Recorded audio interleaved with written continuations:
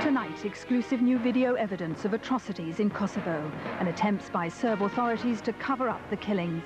Documents reveal the planning behind the massacres as British forensic investigators begin to gather evidence to bring the killers to justice. It's upsetting, it's just difficult. It's butchery is the only word that comes to mind.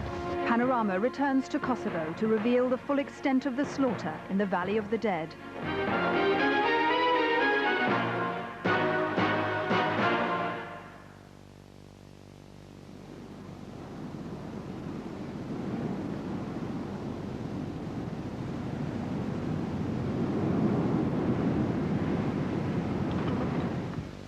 Another horror is revealed in a valley in Kosovo.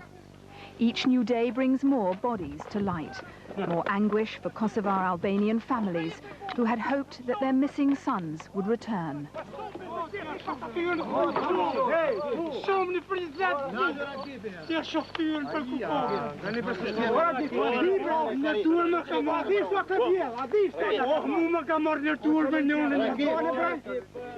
These are the remains of two 19-year-old shepherds who disappeared 3 months ago at the start of the war.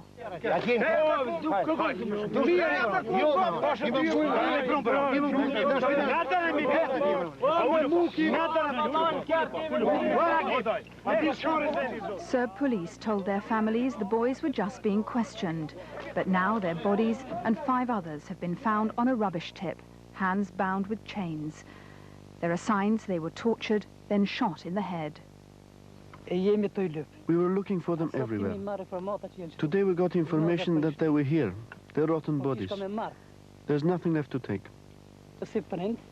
As a parent, I would like to take these bodies to the Serbs and tell them, come and see what you've done. We are Albanians and you are Serbs. Remember it. A British forensic team working for the United Nations War Crimes Tribunal has come to the valley. They are examining a burnt-out house, the first of many grisly sights, searching for evidence that will lead to the perpetrators of these atrocities.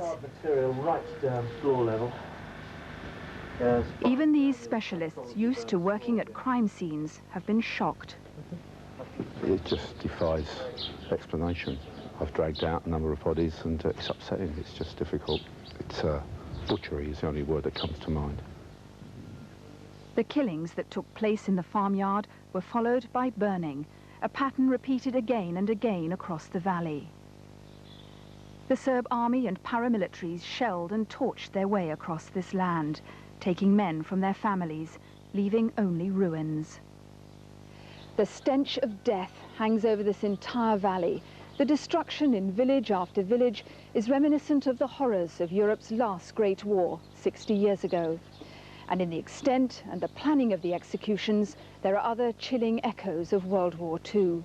Here on the ground, we've been uncovering evidence of slaughter on a far greater scale than was imagined when hundreds of thousands of Kosovar Albanians began fleeing their land less than 4 months ago. The Albanian villages in the Drini Valley in southwestern Kosovo were administered by Serb authorities from the regional town of Orahovac.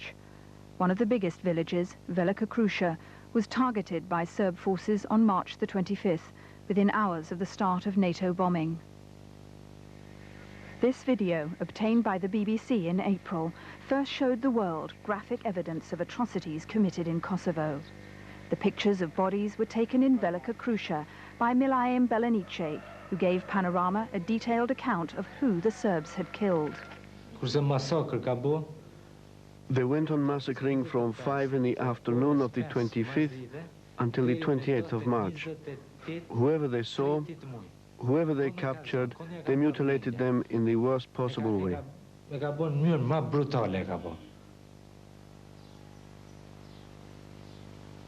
When we reached the valley, the day after the Serb forces pulled out, the ruins of Velika Kruša were almost deserted. But one of the first to return was Milaim Belenice. He went first to the mosque, once the center of the village community. It was here that Serb forces had locked up the women and children while killing the men. Later, families were told to get out to Albania, and the mosque was then shelled. Milaim wanted to show us where he had found the bodies, the places he had described to us before. Here inside there were some burned people. Here inside. In here? Yes, here. 10 people. 15 at least. There were more than 15 people burned. And obviously it's been burnt and the roof's fallen in here. Yes. Then I walked through here and I saw a body over there. His name is Imar Hoti. Then I walked on. Everything that you saw in my video, most of it was filmed here. All the bodies were dressed in civilian clothes. Milaim identified 26 of them, all ordinary villagers, he says. Some were in a small wood. Milaim led the way to the place on the edge of the village. As you can see, this grave was left open because the Serb police came back, so we couldn't bury everyone. Then we returned with sons and brothers to bury them. The graves are here.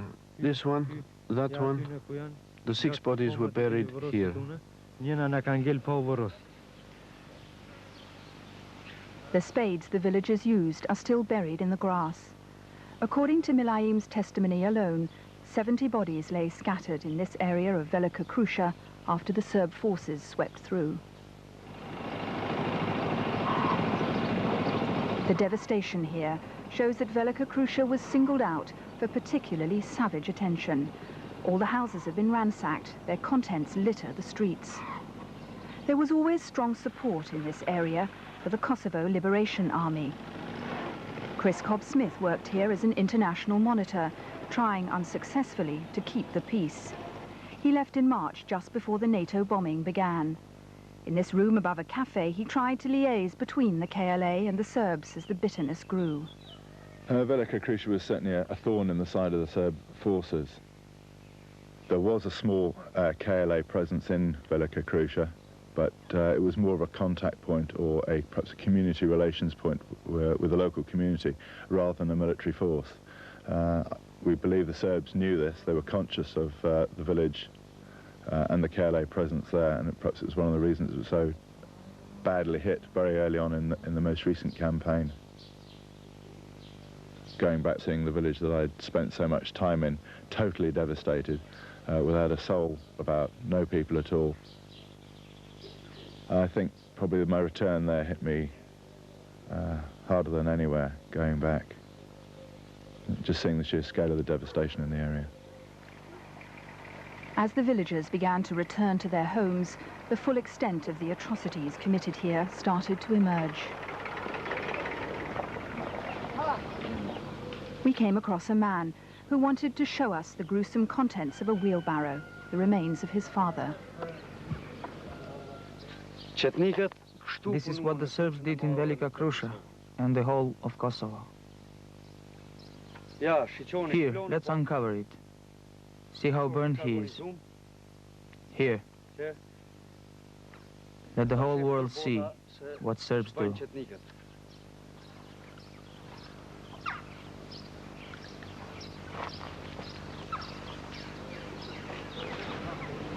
A hastily dug grave was prepared for the charred body.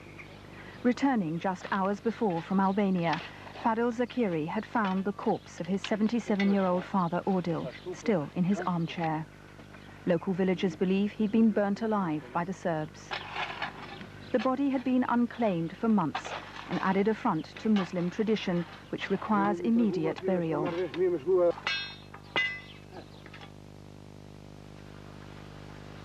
In several houses in the village, we were the first to find the bodies of people whose fate their own relatives were not yet aware of.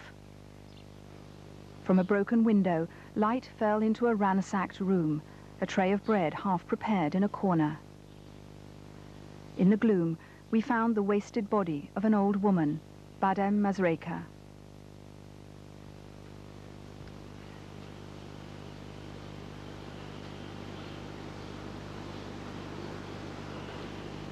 Villagers told us Badem was blind. She was left behind when her frightened family fled the killings. It's not clear if she met a violent end or just starved to death, unable to look after herself.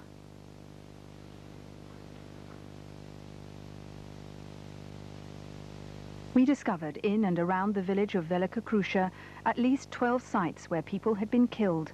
In some places, a couple of deaths. In others, as many as 30 or 40 had died in one place.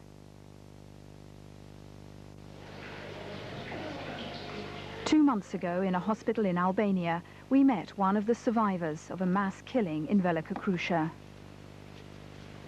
Salami Helshani was badly burned when he escaped from under a pile of bodies, men who'd been shot at, then set on fire by Serb paramilitaries. They took gasoline, poured it over the bodies and set us alight. Then I had to think very quickly how to get out of there or be burned alive.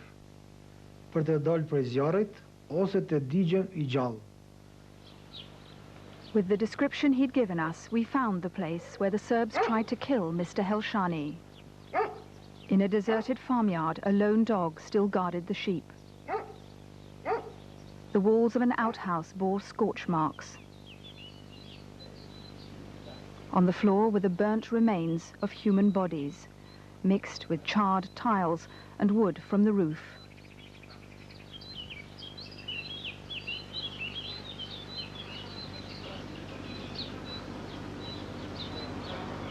Today, Salami Helshani is recovering slowly in Europe. The fingers on his right hand have had to be amputated. He has a clear recollection of the police and paramilitaries who tried to kill him. He recognized one Serb from a nearby village. I knew that person very well. He's a bit short, dark haired and a bit fat. I saw him before in civilian clothes and then in uniform. For sure, they were not just Serb police, but paramilitaries. They all had a white stripe on the right shoulder. On their backs was written police, and they held weapons. Many sorts of grenades on their backs.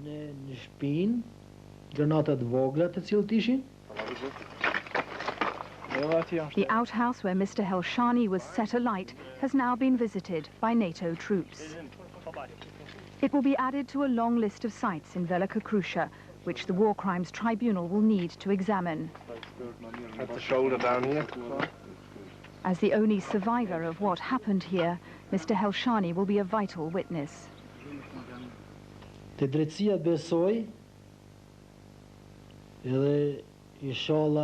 I believe in justice, and I pray to God that there are people who will catch those who acted in the way that they did.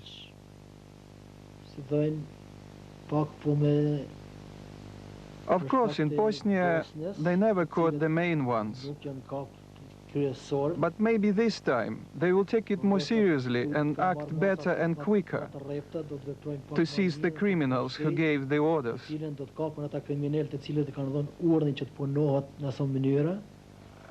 The British forensic team working in Velika Krusha have the task of getting the evidence to build a strong enough case so that this time the main culprits don't get away with it.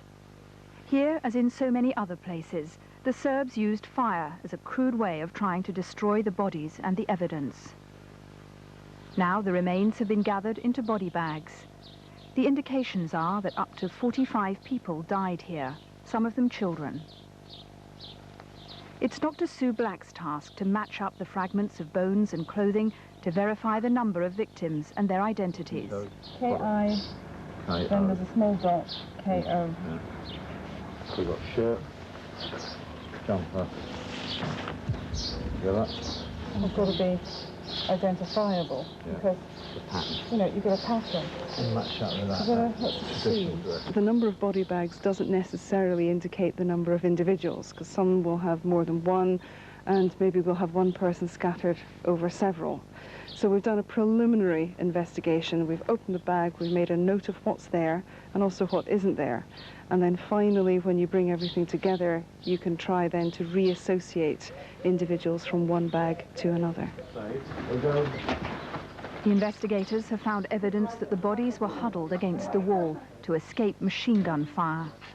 All the time they're searching for clues to tie the executions on the ground to political and military chiefs back in Serbia.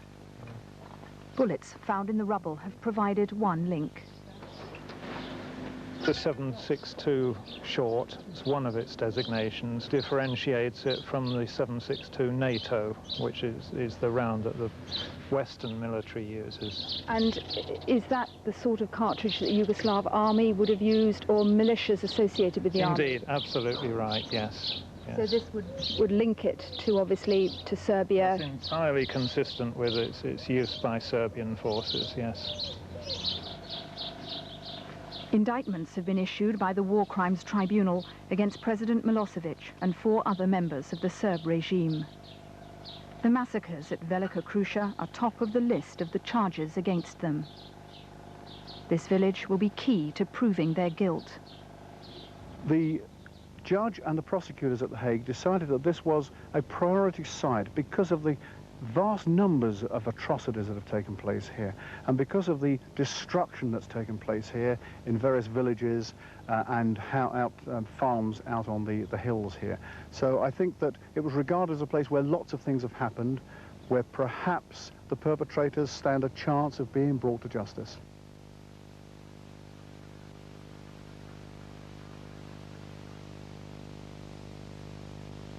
The evidence is mounting that the killings in Velika Kruša and nearby villages were directed from the town of Orahovac, the local Serb administrative center.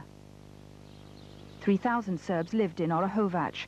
Serbs ran the extensive security apparatus which controlled the majority population of Kosovar Albanians. The KLA has now taken over the police station where the Serb militias were based. The local commander showed us the extensive archives that they'd found in the basement. Ah, so the document archive. Yeah. The Serbs tried to burn their extensive records before they left, but there wasn't time to destroy everything. These are all the books, documents, all the court papers. Do you think that in these archives we'll find evidence of the names of the people involved in some of the massacres? Yes, their names are here. People employed by the security services and the courts and the administration. These are many of the people who took part in the massacres. Amongst the papers was one crucial document. It contained the names of Serb men the KLA said were locals and their duties in the militias. And this is the document here, is it? Yes, this is the document. And it's divided into groups. What are these groups? Yes, it's divided in groups. A group of executioners and a heavy artillery group. Their responsibility was to use their weapons for certain duties they were given. What will you do with this list?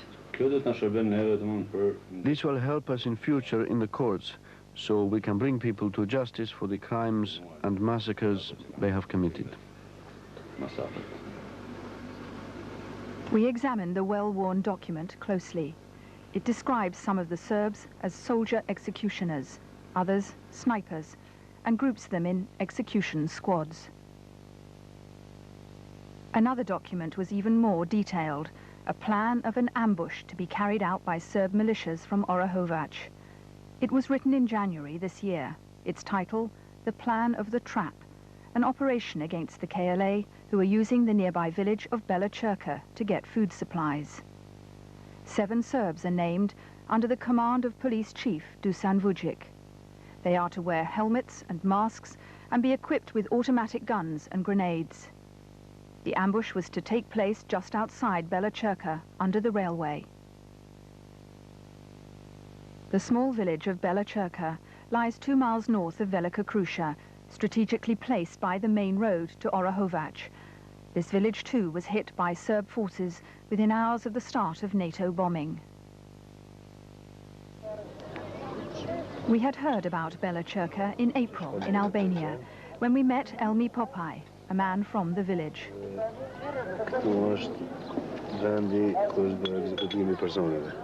So that's where the bodies were. How many?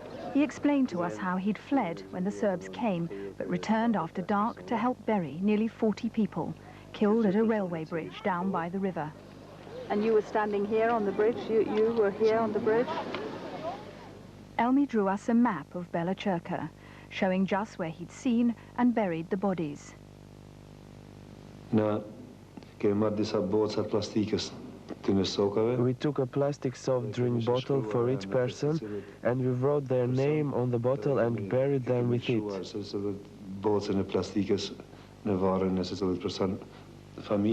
13 people from my immediate family had been shot. Bela Crkva was another almost deserted ruin in the valley when we found it. Houses had been shelled and burnt out. The mosque, too, had been blasted, the minaret toppled. The courtyard, we were warned by local people, had been mined. Elmi Popaj came back from Albania with his brother Nesret.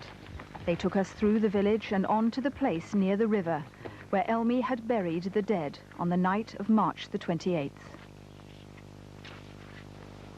14 weeks later, there were still discarded overcoats on the riverbank, with blood and bullet marks on them.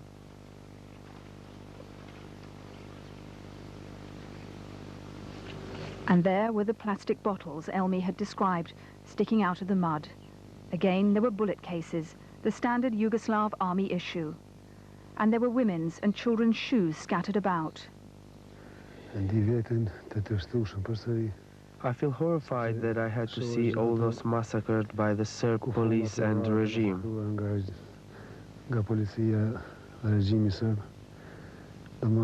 I arrived in my village today and forced myself to come here again and pay my respects to the dead.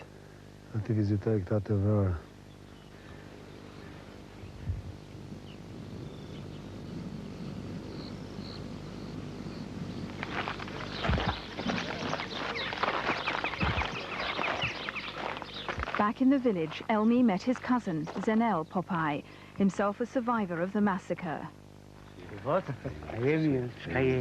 Zenel hid out in the ruins of the village throughout the war, only daring to emerge when he knew Serb forces had withdrawn as NATO arrived in the valley. When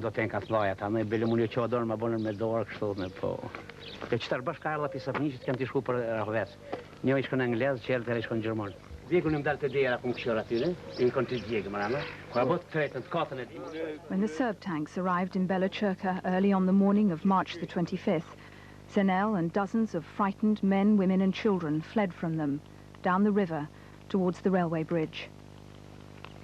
The trap, outlined in the document planned in the Orahovac police headquarters, was about to be sprung, not on the KLA, but on Zenel and innocent civilians. Waiting for them by the bridge were Serb paramilitaries. The Serbs that you saw, did you recognize any of them? Were they local? Did they have local Serbs with them? Did you recognize anybody by name? Yes, the police were from the region of Orahovac and local villages roundabout. They were speaking Albanian. Go on, surrender, we are here for peace. Others from outside can't speak Albanian. They put on dark glasses so we wouldn't recognize them, beards too. And here it was written, Special Police. Those details echo the plan, the dark glasses masking the faces of the militiamen. And the Serbs were positioned on the railway bridge, the villagers helpless below them. Then they started shooting with automatic guns to kill everyone. People fell on top of me. I stayed very still in the water and after 50 minutes began to pull out, away from the bodies towards the shelter of the bridge. Zenel and a 2-year-old boy were the only survivors. 7 children and 3 women were killed, and almost all the older men in the large Popaj clan.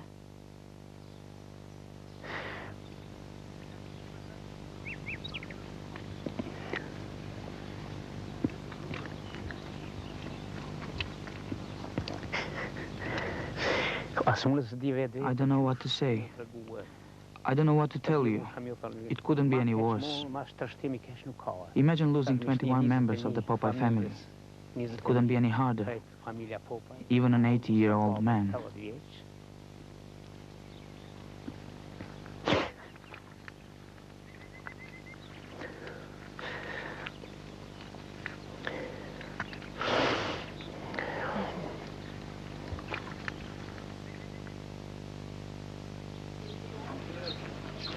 As villagers came back to their houses, they brought us photos of school friends and family members killed by the Serbs. And next to him? Agim. And how old was Agim? 52. 52. Yeah. And both of these men were killed down by the river.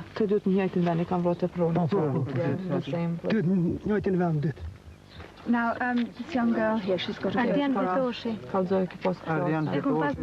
Adrian Fatoshi, and how old was he? Soviet. And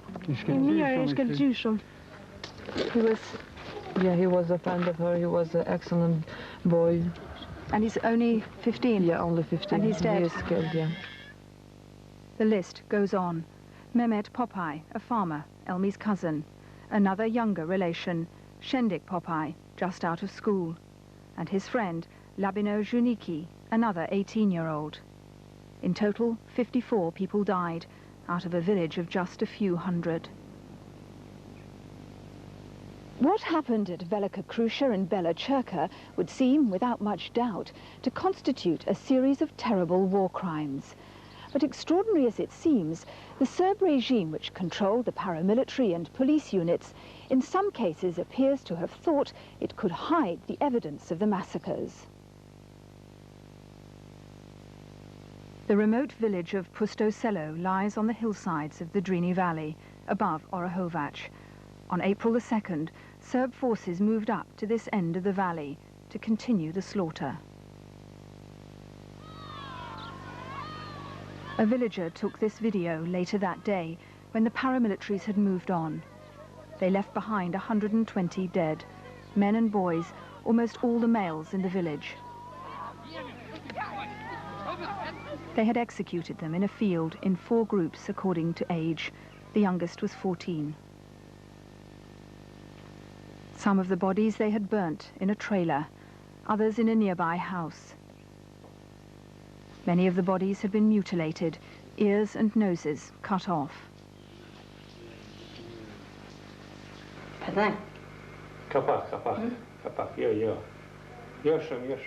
There were 13 survivors. One of them, Murtazan Krasniqi, took 2 bullets in his shoulder and side. He and the others had heard clear orders coming over the paramilitary's radio from a Serb army tank in the village. Orders to kill all males over 13. Women and children were sent away. The execution squad didn't even bother to mask their faces. They didn't hide from us at all. They weren't afraid. They were very aggressive, as if they could eat us alive, without bullets.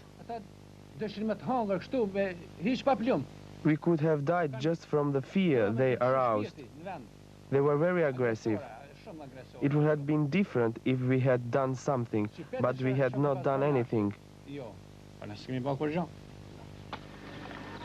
The video shows the villagers burying their dead on a patch of land in the middle of Pusto Selo. There was no shortage of witnesses to what had happened, how Serb army tanks had herded people into the field, how the paramilitaries had massacred them. It took many people several days to dig the row upon row of graves in front of the mosque, facing, as is customary here, towards Mecca. Alerted by the KLA, NATO got wind of the killings and compared an earlier satellite picture of Pusto Selo with one taken on April the 10th, showing the rows of graves. The world was alerted to a massacre which had taken place in this remote village. But it was impossible to verify it on the ground during the Serb occupation. In Pusto Selo, we found bloodstains still on the floor of the mosque. While the graves were being dug, the bodies were laid out in this room. The spades are still here. There are signs of recently disturbed earth on the land in the middle of the village. But mysteriously, all the graves are now empty. Just shallow depressions remain in the soil. 120 bodies have disappeared. We've now discovered they were removed 3 weeks after the killing. After 2 days, the Serb paramilitaries and the army returned to all the villages around. Trenovs, Stenovs, Pusto Selo, and Gori Kuch, and they occupied them all. A second video was shot by a villager from the hill above the burial site on April the 21st, 10 days after the satellite picture was published. It shows lorries, police, and workers in protective clothing. It was the Serb cleanup squad at work in front of the White Mosque building. We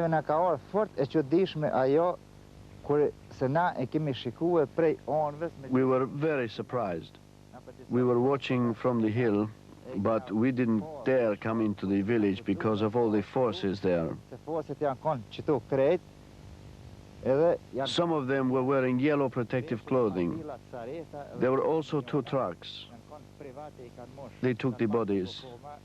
And for us, that day was even harder than the day they killed us. However, the cleanup squad left one clue behind.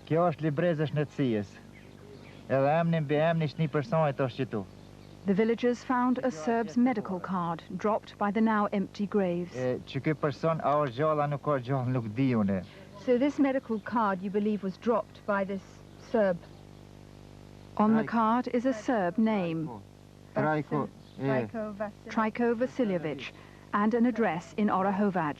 We've established this man is a local undertaker employed by the police. The trucks containing the bodies were seen leaving Pusto Selo in the direction of Orahovac. From there, we've established that some bodies were taken on to Zerza, a village further down the valley. In Zerza, the mystery of the final resting place of some of the bodies was solved. They'd been reburied in a cemetery to give the impression they died naturally. On the wooden markers, the faded inscriptions didn't make sense. The names were written in a curious mixture of Albanian letters and Serb Cyrillic script. Witnesses had watched the burials. They started to drop the bodies from the truck into the graves as if they were animals. They started to cover the graves, and after that they took pictures and recorded every grave and location around here.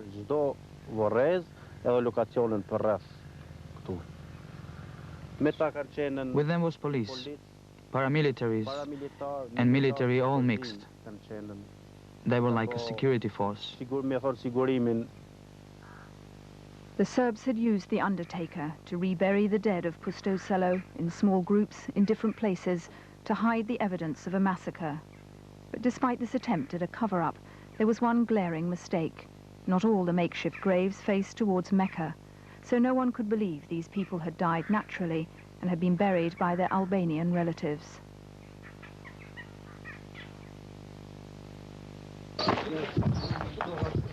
Each new atrocity that comes to light fuels the growing Albanian anger. Up and down the valley, KLA fighters have been checking that none of the Serb families who lived here remain. Those families fled with the Serb army as it retreated from Kosovo, and they're unlikely to ever return. The KLA have now handed in most of their weapons, but no one believes the killing is over.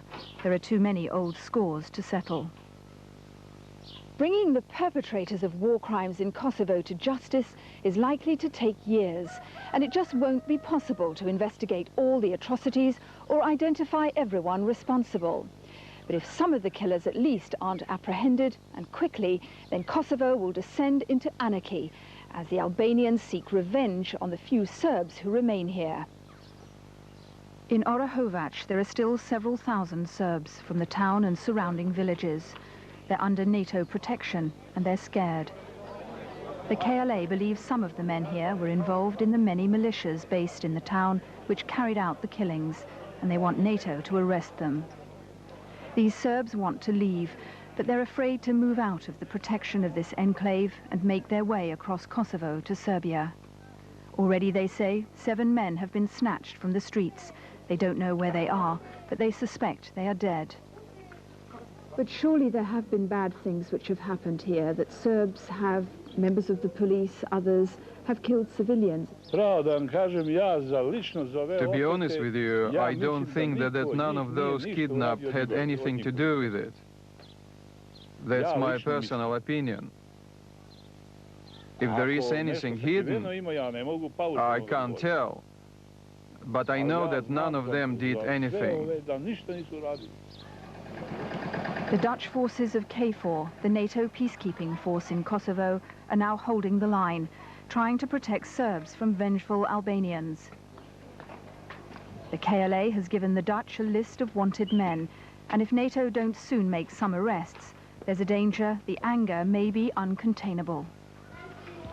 I think it is important that we do something to find some of those people that committed those atrocities. That is important, because it is important for the stability in the region. If NATO doesn't do anything about it, if KFOR doesn't do anything about it, then for the Albanians that will be unacceptable.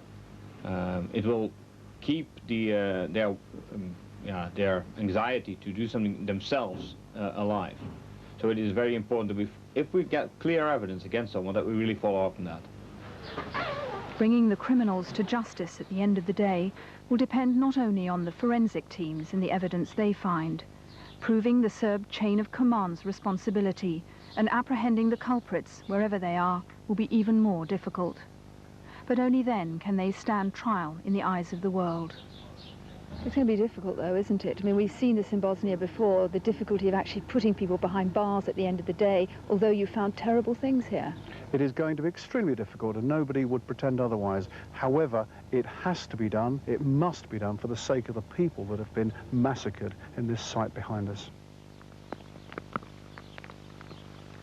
Like so many Kosovar Albanians, Elmi and Nesret Popeye had a bitter homecoming, and they finally came back to their farm. The Serbs had ransacked and burnt everything, slaughtering even their animals.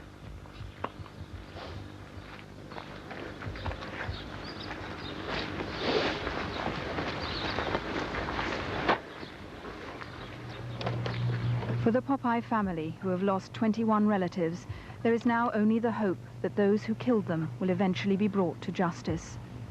If not, it will be impossible to explain why to men who have seen the massacres and buried the victims. The truth will come out. There are no lies. Dead bodies are buried here. People can see them with their own eyes. It is clear that it cannot be hidden. In the Drine Valley, anguished people are still finding and burying the bodies of their relatives.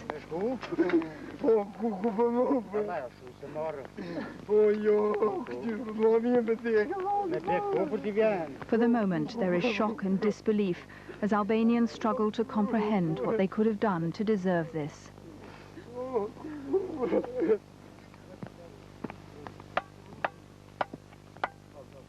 But the grief could soon turn into a cry for more blood if the authorities don't find those responsible for the slaughter in the Valley of the Dead.